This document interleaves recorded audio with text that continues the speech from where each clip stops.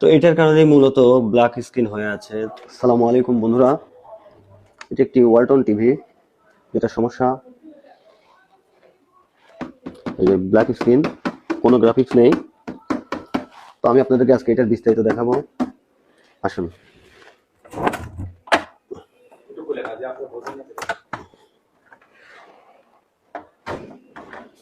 বন্ধুরা, এটা একটি স্যামসাং সিঙ্গেল কপ প্যানেল। ওয়ালটনে ম্যাক্সিমাম সময় এই প্যানেলটাই দেখা যায়। তো এই প্যানেলটা শর্ট হয়, এটা সিকেবি রিমুভ করতে হয়, এটা সবাই মোটামুটি জানেন, কিন্তু অনেকেই এটা বুঝতে পারেন না যে আসলে কোন পাশ থেকে কাটলে সমস্যাটার সমাধান হবে।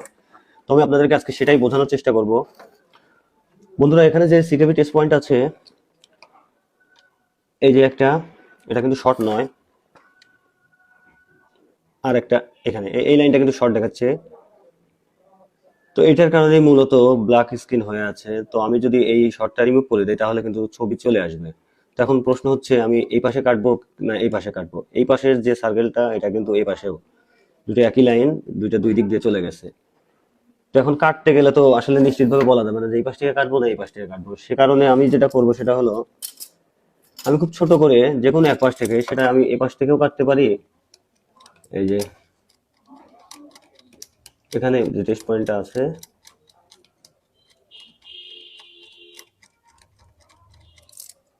আমি এখান থেকেও কাটতে পারি অথবা এখান থেকেও কাটতে পারি। তো আমি যদি এখান থেকে কাটি, এখন যদি শর্টটা এই পাশে থাকে তাহলে কিন্তু শর্টটা আবার দেখাবে। আর যদি এই পাশ থেকে কাটার পরে শর্ট ছেড়ে যায় তাহলে বুঝতে হবে যে সমস্যাটা এ পাশে। বন্ধুরা দেখতে পাচ্ছেন, এটা কিন্তু শর্ট। যদি আমি এখান থেকে দেখাই,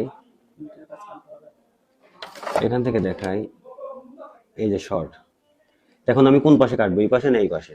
তো এটার জন্য আমি যেটা করবো সেটা হলো, আমি প্রথমে খুব সূক্ষ্ম করে, একদম ছোট করে যে কোনো এক পাশ থেকে একটা লাইন কেটে দেবো। কেটে দেওয়ার পরে আমি দেখবো শর্ট ছাড়ে কিনা। এই যে আমি এখান থেকে ছোট করে একটা লাইন কেটে দিচ্ছি। এখন আমি দেখবো যে এটা শর্ট আছে নাকি নেই। বন্ধুরা দেখছেন, শর্ট কিন্তু ছেড়ে গেছে, তার মানে শর্টটা এই পাশে না, তার মানে এই পাশটাকেই আমার কেটে দিতে হবে। একটা লাইন কেটে দিয়েছি, এখন কিন্তু ছবি চলে আসবে। আমি আপনাদেরকে দেখাই।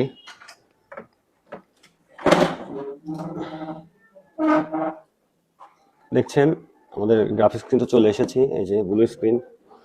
তো এখন একটা লাইন যেহেতু আমি কেটে দিয়েছি, আর শর্টটা যেহেতু এই পাশে, তার মানে এইটা পরবর্তীতে আবার সমস্যার কারণ হতে পারে। যার কারণে আমি কি করব, আমি এখানে সবগুলো লাইনই কেটে দেবো।